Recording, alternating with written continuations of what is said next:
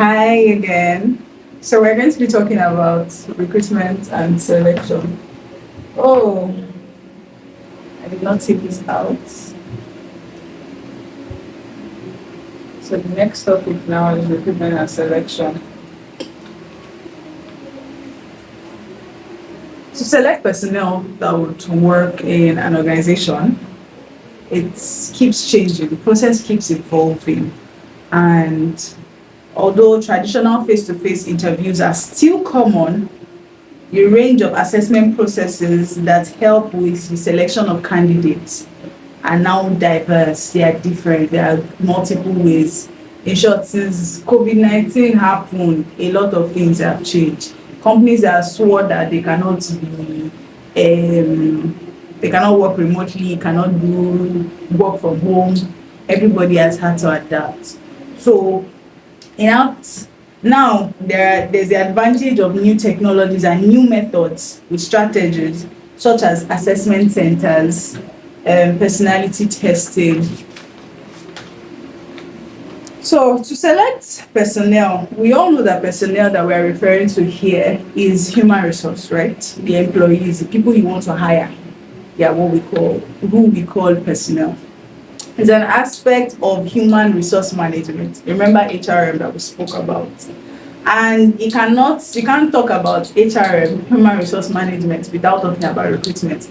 Because who do you want to be managing? Who are you going to be in charge of if there's no personnel? However, recruitment and selection are two parts of the same process. These two, it might seem like they're the same thing. Fine, but they are different parts of the same process. What is recruitment? It refers to the process of generating a pool of qualified candidates for a particular job. You are gathering as many people as possible, as many qualified people as possible, for a particular job. You just want qualified people to keep sending in their CVs, to show up, to show interest. And that is what recruitment is. It refers to the process of discovering potential candidates for a particular job role. You are checking through the rough to find gems. Like, there's going to be a lot of people, qualified, unqualified. But the goal of recruitment is to attract qualified candidates before we are now selected, like, as potential employees, before they become employees of an organization. And we can say recruitment and selection are like two sides of the same coin. That's what I mean by they are two different things of the same process. So recruitment and selection, they go hand in hand, one before the other. And the entire goal of this is to get the right candidate for each job.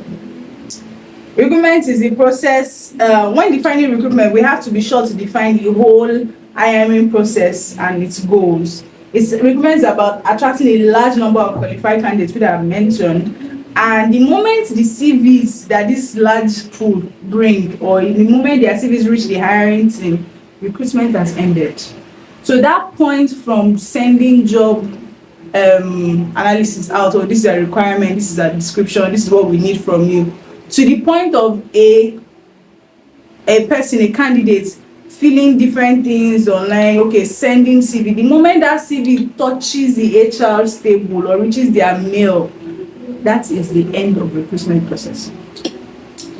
If a large amount of people apply for a job, like say 1,000 people apply for a particular job role and only one person is qualified, recruitment has not been effective. Like, that is wrong.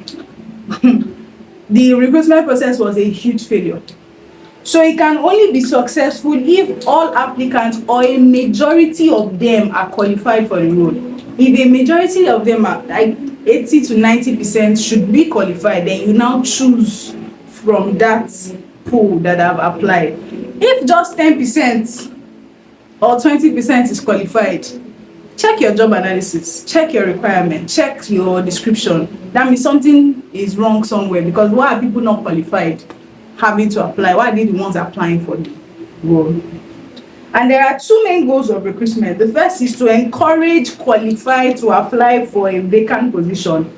And the second is to discourage unqualified from applying said position. Now get this. The main goals of recruitment is to encourage the qualified candidates to apply for that vacant position, right?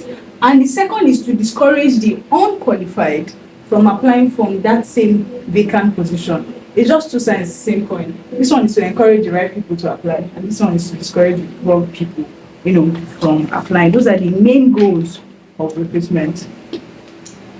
Now, of course, nobody wants to waste anybody's time. You can't be sieving through a lot of unqualified applicants to find barely one or two qualified applicants from a pool of CVs. No, nobody wants to waste time. So these are the two main goals of recruitment. The sources of recruitment are now two main ones: the internal sources and the external sources of recruitment. These are how recruitment happens. And first, the internal sources include job postings, biddings, promotions and transfers, employee referrals. These are internal, like within the organization. They posted the job, or there's a vacant position available. Within the organization, can anybody fill it? Or do you know anybody that might be interested? Bidding and promotions, or within the organization. Transfers, employee referrals, I know somebody, and then you refer. Then external sources, these are third parties between intended recruits and companies looking for them. So these sources can be employment agencies, colleges and universities, and labor unions. All these recruitment from different companies that come into University of Lagos and say, 400 level students or final year students, third year and final year students want to see recruitment process, blah blah blah. This is what they are saying. Okay, these people, let's come to school, let's create an activity to attract both the intending candidate or intending employee and the people that are looking for this. Let's bridge that gap. That's why most of these events happen in school. So the external sources, with employment agencies, which are the external sources, the company gives them a brief for what they are looking for, and the agency goes out to advertise and recruit people. That's one of the events I mentioned that goes on in Unilag. And all the agency has to do is interview the candidates and select who they like the most. Then the agency takes 10% of the individual's gross salary once as payment. So now let's see the constraints of recruitment. What are the constraints of recruitment?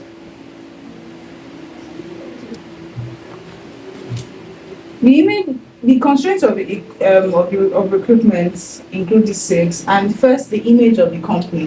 What this means is how the company is, perceived, the branding of the company. If the company does not sound, nobody want to work there. You get it? Like, you want to work where everybody say, "Oh, you work at Google." Yes, you want to be proud of where you work. So the image of the company can constrain recruitment process.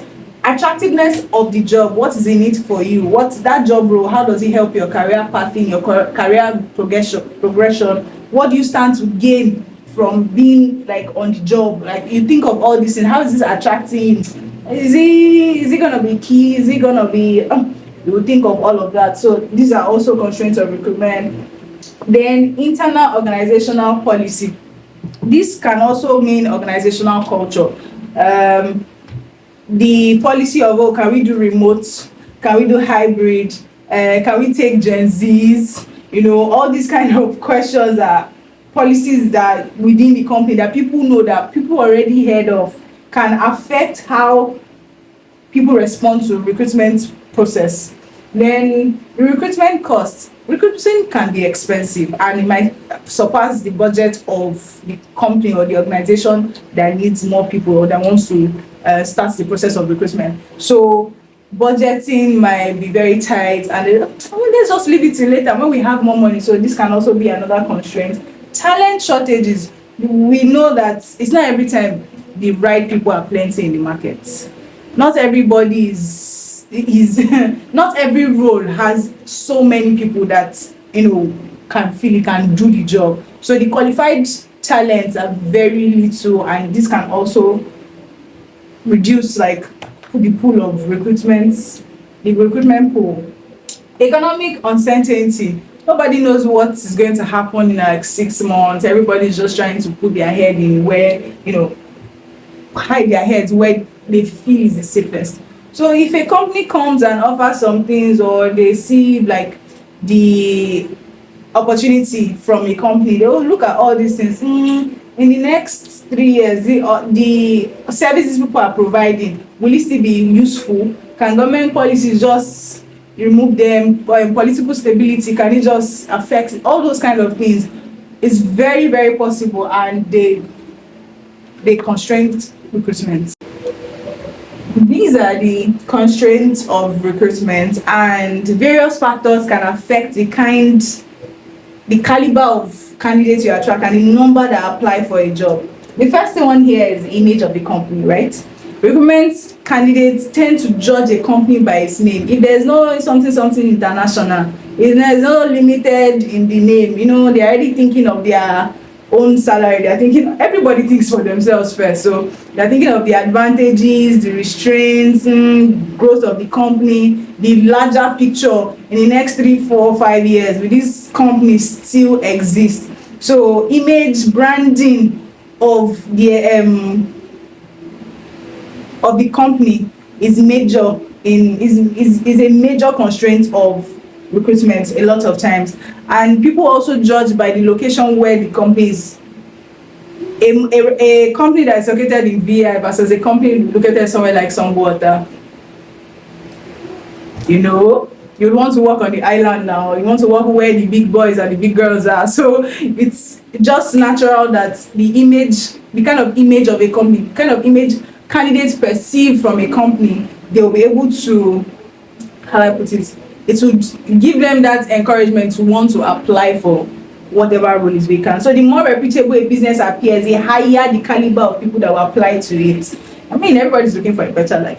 Also, the attractiveness of the job. How attractive is this job in terms of remuneration, job context, in terms of content? What kind of benefits are in it for me? What is in it for me in the long run, basically? And this will influence the kind of people that will also apply for the job. For internal organizational policies, there are different company policies that might affect recruitment. For example, are they ready to employ people remotely? Are they ready for hybrid jobs? Also, there can be very peculiar policies. For some companies, they can say young ladies coming on board should not have children in the first 5 years of the job. Those that would apply should only be people that are not planning to have children in the next 5 years. You have to think of that. That can also affect recruitment, and it may even lead to more men applying for the job than women if the women are not like younger. Do you understand? So another major thing is recruitment cost, and it refers to the money. The cost refers to money, really, money and time. Back in the day, job openings used to be in the newspapers, news stations, but now they are not. Those mediums are not as popular as before, and money is now channeled into other places like websites, social media, different forms. It's not just paper and text or print for advertisement of jobs any longer. So if someone gets a job but then leaves for a better job after 6 months of working, a thing called an executive search could be the reason. It could also be a way of filling an empty role. This is where people look for clients, competitors, and headhunt their very best employees, because you need somebody to replace that person that left fast. So you are not looking to start a wide pool or something. You're just trying to poach from another company silently. So different things like this will now, there are specifics of holding the leg of recruitment. Then talent shortages. It's not every time that qualified people are plenty in the job market. There can be a very tight constraint of there can be limited supply of talent in the aspect of the role that you want to fill, or the role that is vacant. People are not just readily available, and this can be a very important factor that reduces the quality of recruitment, or even the number of recruits of candidates applying for a job. Also, economic uncertainty. You don't know what the company is going to be like in 3 to 5 years. You don't know if the service they are rendering is going to exist in another 2 years because of the way the economy is going. You don't know if government policies will even affect different things. If it's not looking feasible, somebody that did this in the last government, recently they fell because a new government came in. All of those things they affect the pool of recruitment generally. Now, for the selection process, this is where the process of making a hire or no hire decision comes to play. Are we hiring? Are we not hiring? That's what the selection process is about. It is the process of choosing the most qualified job applicant to fill job positions. Most qualified. We are not managing 50-50. I'm not saying the better, the most qualified for the job that has been put out, the job vacant job that has been put out, role. We are now getting the most qualified candidates. In the material, we have this funnel of recruitment to job offer, which is also where selection is. So if you have been selected, of course you get the job, you have been employed. It goes from recruitment, resume screening, phone screening, interviews, references, then job offer. In light of even more recent research, I decided to check, just go through funnels of recruitment process, and here is another interesting one. This is just for personal reading, if you want to read more, if you want to expand your horizon on this. So I would make a diagram. Take a look at this diagram now. We're going from awareness, attraction, interest, application, evaluation, interview, and then hiring. So at this point, you build your organization's brand awareness. Make sure that your organization stands a chance for qualified people to want to apply. Then attract job seekers to the open role, to the vacant role. Provide more information about the job opportunity here. Then candidates apply at this point to the specific job role and conclude application process. So at this application point is your recruitment. So recruitment even starts way ahead of just, according to recent research, recruitment even starts before the actual application of the CV. But according to the material, that was I already had that diagram before. Then we have the evaluation, where we are evaluating potential candidates for screening and shortlisting. Interviews, where you conduct interviews for the candidate. And finally, our selection, making a formal job offer to the ideal candidate. This is where selection now takes place. So selection is the end of the recruitment process. You can see that this is the same funnel everybody's going through, but still recruitment is selection. In the material that we have recruitment at the very top, selection still at the very end. So the beginning and the end, this whole process, these two guys are all about that. So we're now going to be talking about the basic criteria in selection, like the things that a candidate must have in selection. And the first thing is formal education. It has to, yes, organizations are different, but there has to be a formal education in the basic selection criteria in an organization. Formal education, experience and past performance. Oh yeah, new graduate, 20 years of experience. I know that we laugh about that a lot, but it's part of a basic selection criteria for organizations are recruiting. Then physical characteristics, personality characteristics. We have to realize that everybody's different, and physical characteristics of a person does not determine the kind of personality they will have, or cannot interchangeably. Personality does not mean that their physical characteristics are the same thing. Like, it might not even be close, and to some people it might be easily identifiable. But all these are criteria that must be present, that you must have in selection criteria, and it helps you in now choosing the most qualified for this job application that you have open. So for formal education now, some job requires BSc, some HND, some OND, some just SSC. Any level of education, honestly, depends on the organization, and depends on the type of job that is being discussed. Experience or past performance is the particular job vacancy has to require an amount of experience for certain roles. For people who have no experience, volunteer work can be a way to gain experience.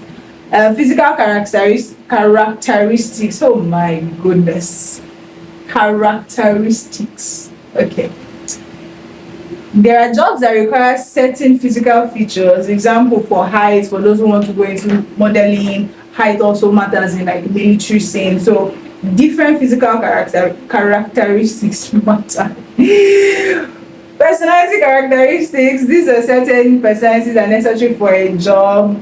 For example, when hiring a personal assistant, somebody who is high on conscientiousness, oh my goodness, will be more preferred than someone that is not, someone that is unorganized or disorganized rather. So you have to look at the kind of job role and know the kind of person you want to hire. For a marketing role, you cannot hire somebody that is very calm, like finds it difficult to talk, or is very shy. For a sales agent, you can't hire somebody that you have to beg to talk. So these are the characteristics that are necessary while choosing, while selecting.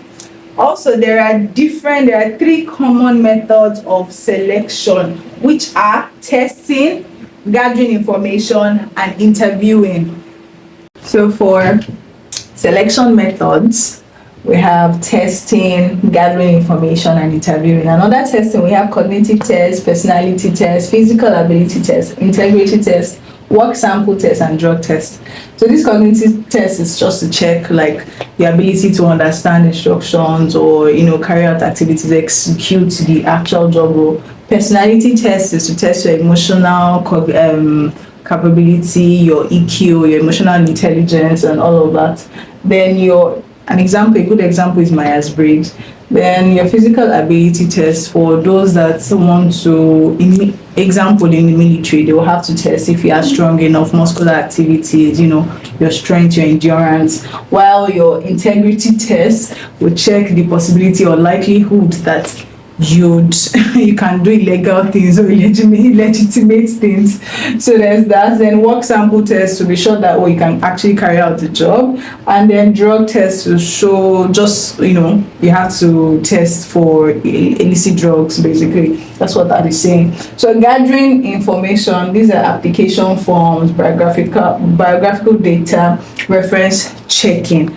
And these this first one basically means that they ask for information such as your address, phone number, education, work experience, and special training. All the things that would enable them to, this is our person, this is who we want to work with. That is our application forms. You are filling application forms and like resumes. Then we have the historical events that have shaped a person's behavior. That's your biographical data. The historical events that shaped a person's behavior, or candidate's behavior and identity. Also, reference checking. It involves contacting applicants, previous employers or teachers or work colleagues, just to be sure that you are not a fake. Lastly, we have interview, and this is the most common of all, the most used, like frequently used, most common of all the selection methods.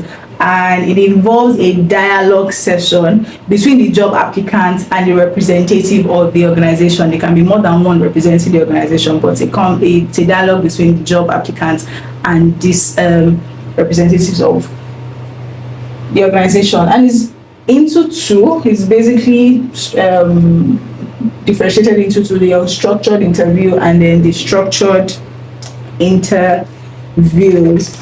Well, for the structured interview, let's start with the unstructured. For the unstructured interviews, these are open-ended questions, and I used to just, they're used to check how the candidates can ask, sell themselves or talk about themselves or introduce themselves. So it's mostly, tell us about yourself. Those are the questions that you find in unstructured interview. So it allows the interviewer to probe and pose in different questions, probe different set of questions to different applicants. It's not confined, it's not structured basically, and that's where the name is unstructured. Then for the structured, we have two types. We have the situational interviews and we have the behavioral interviews. For the situational interview, the interviewer asks, the interviewer is from the organization that wants to employ someone. So for the situational interview, the interviewer asks the question about what the applicants would do in an hypothetical situation, a situation that is not real. A customer comes raging in our company and starts to break windows. What's your first reaction? Those are the kind of questions they'll ask. It might be more technical, it might be less technical, depending on the job role. While for behavioral interviews, these ones, the questions focus mainly on the applicant's behaviors in past situation. In a situation where XYZ happened, what did you do? Of course, you say you have work experience, Abi. Now this thing is a major occurrence among people that have worked in this line of job. So what did you do when XYZ happened? That's where you tell your story. There are very refined ways to actually answer this situational behavioral interview, and for those of us that have applied to organizations, NGOs, and even currently working, I'm very sure we're familiar with this question. So you can check online for specific refined ways to answer these questions, and it's a 90 to 10% chance that you'll be selected for a job role. There are certain steps in selection process, and it goes this way. It goes from the first step to the final step. So the first thing to do is initial screening. You take note of the arrows, they are pointing upward, so it goes this way. So this is your first step, initial screening. Then go to employment testing, all your tests and selection interview. This is your third one. A background and reference check to make sure that they are who they say they are. This is your fourth. Then physical examination, everything that you want to actually check, maybe in tests and writing exam. This is where it happens. Or physical capabilities, this is where it happens. So this is number 5. Before finally deciding whether to hire or not. This is your 6th. So these steps go upwards. So thank you. I hope that was explanatory enough. Ciao.